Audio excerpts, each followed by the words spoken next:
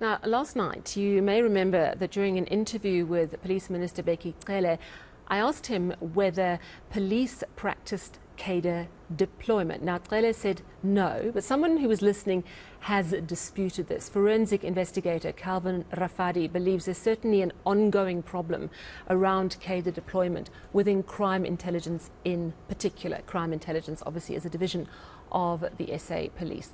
Mr. Rafadi joins us now. So, Calvin, thank you so much for joining us this evening. Before we get chatting, I want just to play that clip of my interview with the police minister, just to refresh our memories. Let's take a listen.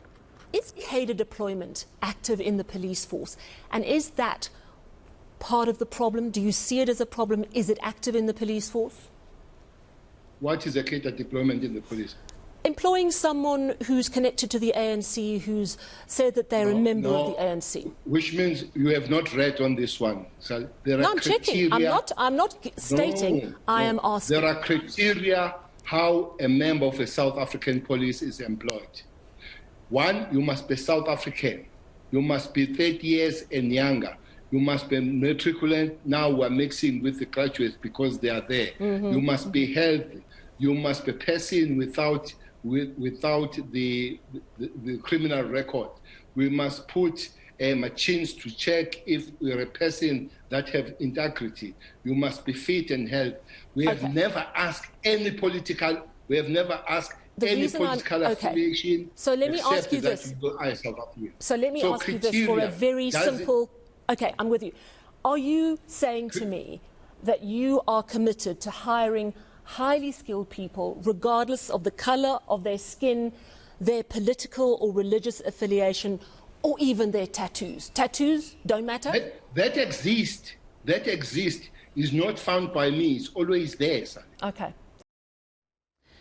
All right, so that was my interview yesterday. I know that you were listening to that, and you want to take issue with what the police minister said and the way he's portrayed how people are hired, and it's specifically around crime intelligence. Just talk me through it. Yes. Thank you, Sally, and then good evening and to your viewers.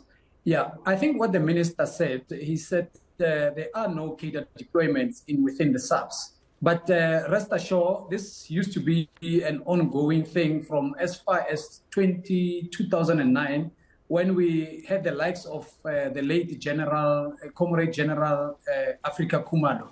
Now, there are members and still are members who are cadre deployed, but those members, they were moved into the crime intelligence sector.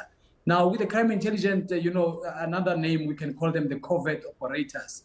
They are not the guys that goes to court and testifies or even hold the docket, but they are a division within the subs division, and most of them, they are still there and they are still loyal to and aggrieved, by the way, to some of the people that have put them in those positions. So, I mean, here's my question, though. People who worked in the ANC were involved in covert operations, were spies during apartheid. They had to go undercover. They may legitimately have fantastic experience that can be used. Just because you're affiliated to the ANC or once were affiliated shouldn't exclude you either, though, should it? Yeah, no, definitely. They didn't exclude them. That's why most of them, they moved them even as far as to PRASA. But now at PRASA, if you can now go and check with PRASA, they've moved all the cadre deployments out of PRASA. But now with subs, they are still there, even at the crime intelligence. They are skilled ones, they've got the skill, they've got the knowledge, and they know how to do what we call collection of information to combat the crime. But also there are family members of those who were also deployed, who were the comrades within the ANC. Because the cadre deployment is an ANC policy and not the government's policy. Now, that's why even in Parliament, that's what they are fighting for now.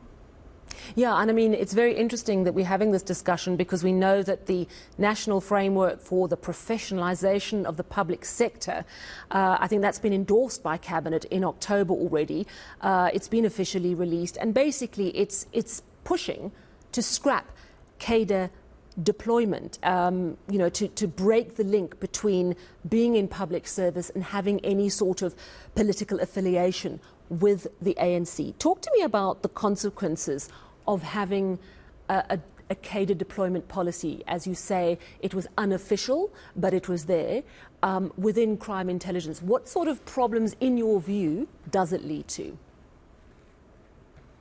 Yeah, like I said, the members, the cadre deployment, the members, they remain so reliable and so indebted to some of their leaders who have influenced them to be in the force.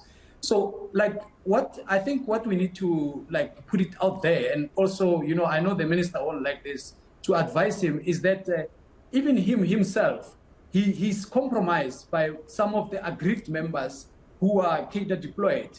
Because if you look at the crime now, what the minister does is he deals with the crime on the aftermath, but the collection of knowing when the crime will happen, or the collection of covert operators, on collection of information that can help to combat the crime before it happens, it is not there anymore. So, and you get a lot of cadre deployments who are now running rogue units within even SAPS itself or crime intelligence. And that becomes a problem as well, especially when we go to things like the conference of December, where now people's shenanigans are brought into, like what the other minister said, the smaller Nyana skeletons are brought on the table. These are skeletons that are driven and investigated by this particular cadre deployments because they are sitting with the resources. Now, the worrying factor is they do covert operations, even on behalf of other members that they rely on them and they are loyal to them.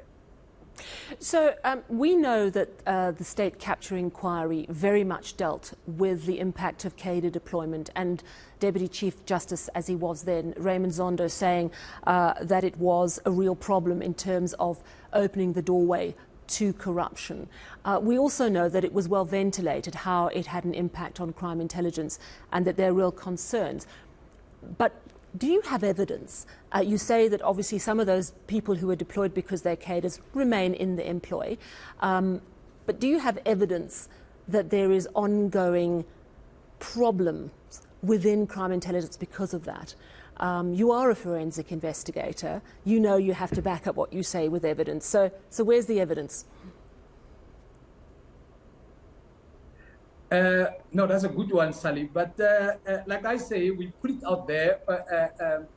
We cannot just bring the evidence. But what I'm saying, it is there, out there, and even politicians, they know themselves that there are so many rogue units within the crime intelligence and divisions. And like what we're experiencing now with a high number of crime, everybody sometimes with a normal mind or the normal background of knowing the investigation that where is crime intelligence? How can this thing happen without crime intelligence knowing? So what I'm saying is they feel so aggrieved. Now, the normal detectives and the crime intelligence, they are pulling far apart. So I think what the minister also needs to do is to put this particular groupings in one and listen to their grievances. Like we've seen last year, I think in 2021, when the Minister Thandi Modise and the Minister of State Security, Mr. Gungubele, they were held up by members, the cadre members. And, such things, it can show that these people are aggrieved. And there's also an element of sabotage as well. Yeah, and of course those charges I think were eventually dropped. But yes, we do remember that dramatic evening. You talked to me about tension. You're saying is it between your typical detectives on the beat and those and people in crime intelligence? And you say that there's tension between those two groups? Yes, that's what I'm saying. Okay, and you're saying that until that's resolved, we're going to have an impasse and we're not going to get the crime intelligence we need to bust the cases we need to? Yes, we cannot, we do not have strong intelligence and strong collections and covert operators because they play a critical role in combating crime before it can even happen. Like I say, with a normal detective, they investigate the cases on the aftermath, but now the gathering, it is not there. Like for instance, most of their budget with the crime intelligence, it was cut off. They used to have crime intelligence safe houses in the township. They must know who are the mastermind in within those townships and who are the drug dealers. But the budget have been cut, those houses have been closed, and they also feel aggrieved. But let alone that, I'm not their spokesperson, but what I'm saying, the crime, we cannot sort it out without having these two parties jointly and operating in dealing with the crimes, the high number of crime that we're experiencing in our country. All right. Well, thank you. Very interesting insights. That, of course, was forensic investigator Calvin Rafadi pointing to his concern he has that previous cadre deployments that remain within crime intelligence could be a problem. He didn't give me enough specific evidence, but I think nevertheless raising some interesting talking points.